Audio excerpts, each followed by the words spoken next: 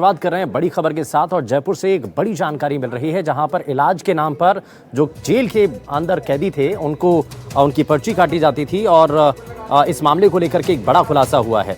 दरअसल जेल के अंदर इलाज के नाम पर होटल ट्रांजिट रैकेट का मास्टरमाइंड आनंदी पाल इसमें सामने आया है, जो फिलहाल जयपुर सेंट्रल जेल में ही बंद है। वो बाहर आने के लिए 20,000 रुपए की पर्ची काटता था और जेल में बैठा आनंदी पाल ही तय करता था कि किस कैदी को जेल से बाहर भेजा जाएगा। यानी आनंदी पाल का जो पूरा इसमें इन्वॉल्वमेंट है वो बड़े स्तर पर नजर आया है। और आनंदी पाल का पिता शंभू दयाल जमवा रामगढ़ के सरकारी स्कूल में यूडीसी के तौर पर कार्यरत है।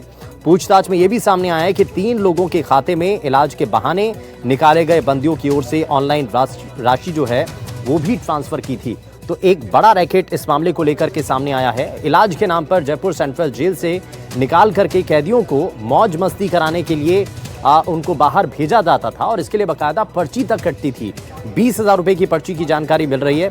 जेल में इलाज के नाम पर होटल ट्रांजिट रैकेट का ये मास्टरमाइंड आनंदी पाल उसका नाम सामने आया है, जो फिलहाल जयपुर सेंट्रल जेल में ही बंद है।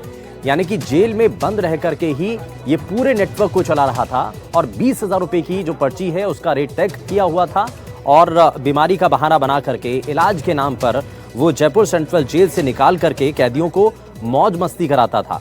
और एक बड़ा रैकेट जो है इसके पीछे काम कर रहा था, इसके बारे में भी खुलासा हुआ है। जेल में क्योंकि इलाज के नाम पर होटल ट्रांजिट रैकेट का ये जो मास्टरमाइंड है उसके बारे में सबसे पहले जानकारी मिली है।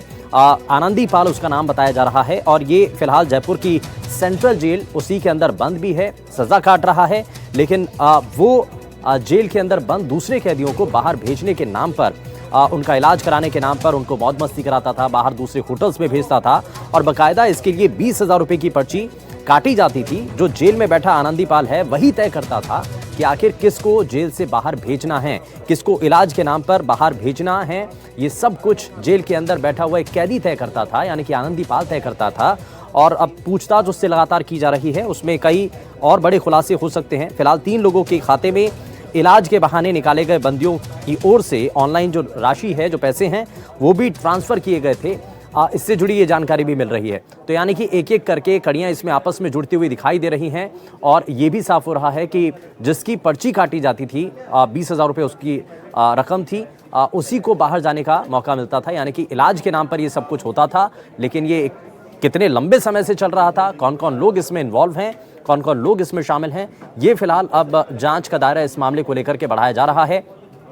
कुछ होटलों के बारे में भी इसमें जानकारी मिल रही है कि जब यहाँ से ये निकलते थे तो उसके बाद जो है वो होटल्स में जाते थे। तो कौन कौन से होटल हैं, क्या उनकी भूमिका है, क्या पहले से उनके कनेक्शन इन होटल से भी बने हुए थे, ये सब चीज़ें जो हैं अभी जांच का दायरे में हैं और जांच इस मामले को लेकर के की जा रही है। लेकिन ये ज़रूर साफ हो रहा है कि एक बड़ा रैकेट इसके पीछे काम कर रहा था। इलाज के नाम पर जयपुर सेंट्रल जेल से निकाल करके कैदियों को बाहर भेजा जाता था, मौज मस्ती करने के लिए भेजा जाता था और इसके लिए बाकायदा एक रकम भी उनसे ली जाती थी। 20,000 रुपये बाकायदा एक जो पर्ची है वो उनकी काटी जाती थी और जेल में बैठा आनंदी पाल ही ये सब कुछ तय करता था कि आखिर किसको बाहर भेजना है। तो ये सभी चीज़ें फिलहाल देखी जा रही हैं और इसको लेकर के आप देख रहे हैं तस्वीरें भी, क्योंकि लंच के साथ साथ शराब पार्टी भी होती थी। जयपुर सेंट्रल जेल कांड में बड़ा खुलासा हुआ है और इसमें न सिर्फ रैकेट का खुलासा हुआ बल्कि ये भी साफ हो रहा है कि कैसे ये जो जेल के अंदर बंद कैदी हैं उनको इलाज के बहाने बाहर भेजा करते थे। यानी कि अगर किसी को बाहर जेल से बाहर जाना है तो 20,000 रुपए की रकम वो पर्ची कटवाते थे और उसके बाद इलाज के नाम पर वो बाहर भेज दिया जाते थे और उनको होटल में शिफ्ट कर दिया जाता था। लेकिन कैसे होता था जरा वो भी आपको दिखाते हैं। जयपुर जेल से एसएमएस में रेफर होने के बाद जिस तरह से बंदियों को होटल में ले जाया गया, उस मामले में पुलिस ने अब तक 18 लोगों को गिरफ्तार किया है, जिसमें बंदी भी हैं, पुलिसकर्मी भी शामिल हैं। लेकिन इस पूरे मामले में जेल का जो सिस्टम है उस पर सवाल खड़े हो रहे हैं कि कैसे इस तरह का नेक्सस जेल के भीतर चल रहा है, जिस तरह की मिली भगत, जिस तरह के नए खुलासे लगातार हो रहे हैं। हमारे साथ बात करने के लिए जेल के अधीक्षक राकेश मोहन जी हैं। सर, जेल का सिस्टम तो हमेशा से सवालों के घेरे में रहा है, लेकिन पहली बार ऐसा हुआ जिस तरह का ये पूरा घटनाक्रम आया कि कैसे जेल के अंदर बैठा हुआ एक बंदी, उसके परिजन या उससे संबंधित तमाम लोग एक पूरा नेक्सस, एक रैकेट बना देते हैं कि यहाँ से पर्चियां कटती हैं डॉक्टर के नाम पर और वहां से कैदी होटल में जाते हैं। तो कहाँ चूक हुई है और इसकी आगे की रोकथाम के लिए क्या कदम उठाए जा रहे हैं? निश्चित तौर से ये एक बड़ी दुर्भाग्यपूर्ण घटना है और इस घटना में 22 तारीख को 5 बंदी एसएमएस हमारे जो जेल के चिकित्सा अधिकारी हैं उनके द्वारा रेफर किए गए, पुलिस लाइन से लेके गई और वहां एसएमएस ले जाने के बाद 4 बंदियों को 2 अलग अलग होटलों में लेके चली गई। इससे ये बात स्पष्ट होती है कि पुलिस जो गार्ड आई थी वो और जो जेल में अंदर उनके रेफरल सिस्टम है या जो रेफर किए गए उस पर भी सवाल उठ रहे हैं। उसके लिए अभी पुलिस में अभियोग दर्ज हुआ है और उसकी पुलिस अधिकारियों द्वारा जांच की जा रही है, जिसमें हम पूरा सहयोग कर रहे हैं। और हमारे यहाँ भी इस व्यवस्था के लिए एक इंक्वायरी की जा रही है हमारे डीआई साहब के द्वारा, डीआई साहब जयपुर रेंज हैं, उनके द्वारा। हमारा तो यही कहना है कि इस जांच में जो भी लोगों की मिलीभगत, जो भी गंदी मछलियां हैं, उनके खिलाफ सख्त कार्रवाई की जाएगी, क्योंकि वो लोग अगर शामिल होकर के इस तरह का सिस्टम में गड़बड़ कर रहे हैं उन लोगों को यहाँ रखा जाना उचित नहीं है। जिस तरह का खुलासा सर हुआ है कि आनंदी लाल जेल से पूरा गैंग ऑपरेट कर रहा था, पूरा उसके पिता जो हैं बाहर से लोगों को सुविधाएं प्रोवाइड करवा रहे थे, उनके खाते में पैसे आने की जानकारी सामने आई है। तो कब से ये चल रहा है, क्या लंबे समय से चल रहा था, और जेल के भीतर किन किन लोगों की भूमिका सामने आई है शुरुआती जांच के तौर पर? अभी जो आपने आनंदी वाला बात बताई, तो आनंदी को अस्पताल में उसके बैकग्राउंड क्या था, तो वो नर्सिंग से रिलेटेड था और पहले जब ट्रायल में था दूसरी जेल में, वहाँ भी अस्पताल में काम कर रहा था।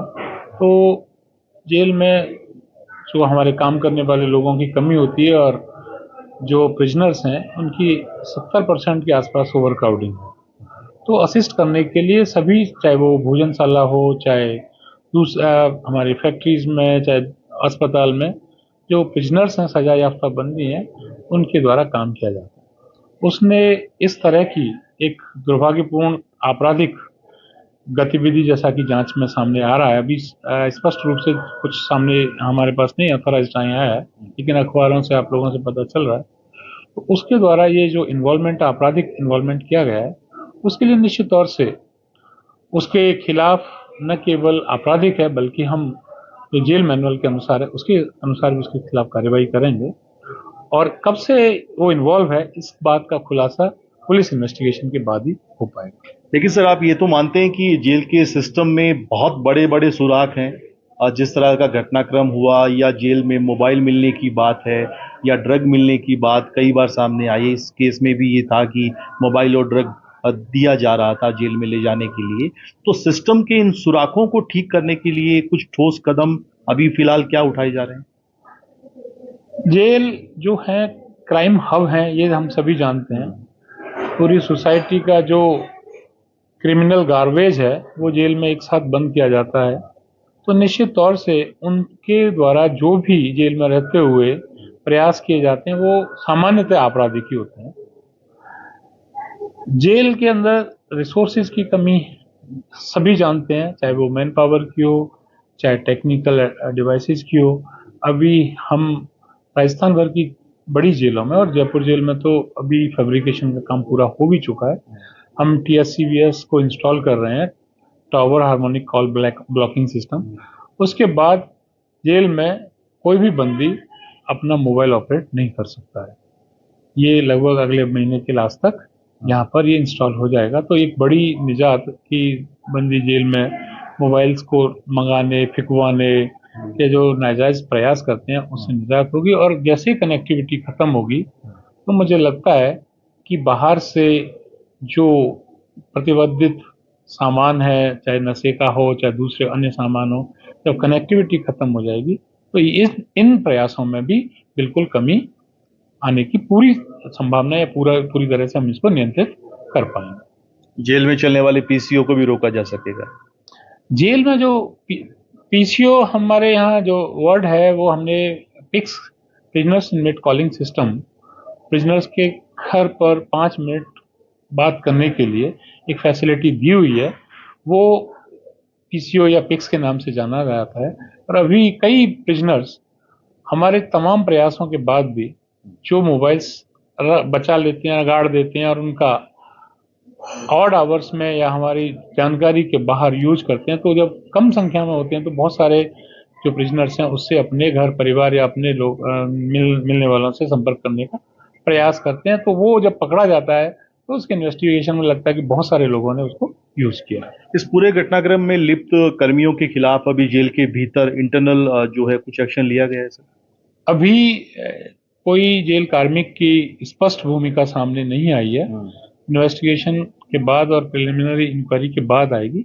निश्चित तौर से जो गंदी मछलियां हैं, जो इस तरह के इन्वॉल्वमेंट हैं, उनके खिलाफ सख्त कार्रवाई की जाएगी, जो कानूनन है और जो विभागीय कार्रवाई उनके खिलाफ की जाएगी। और रेफरल सिस्टम और चालानी गार्ड की ड्यूटी को लेकर तो अभी कदम आपने उठा दिए हैं? रेफरल सिस्टम को रिवाइज किया है, डिस्कस किया है, उसको ज्यादा ट्रांसपेरेंट और ऑब्जेक्टिव बनाया है कि जो सीनियरिटी से वही जाएंगे, क्रिटिकलिटी के नाम पर किसी की सीनियरिटी को ऊपर नीचे नहीं किया जा सकता। सरकार से कुछ अभी बातचीत हुई है, क्योंकि आप बार बार कह रहे हैं कि संसाधन कम है, मैन पावर कम है, बंदियों की संख्या बहुत ज्यादा है, और ये आज की समस्या नहीं है, ये बरसों पुरानी समस्या है और राजस्थान की सभी जेलों में ये इश्यू है। निश्चित तौर से सरकार के स्तर पर मुख्यालय स्तर से बातचीत होती है और अभी निकट भविष्य में हमारे यहाँ भर्ती भी हो रही है और भी टेक्नोलॉजिकल डेवलपमेंट हैं। हमारे पहले 4 जेलों पर TSCBS था, अभी 7 जेलों पर और सैंक्शन हुआ है।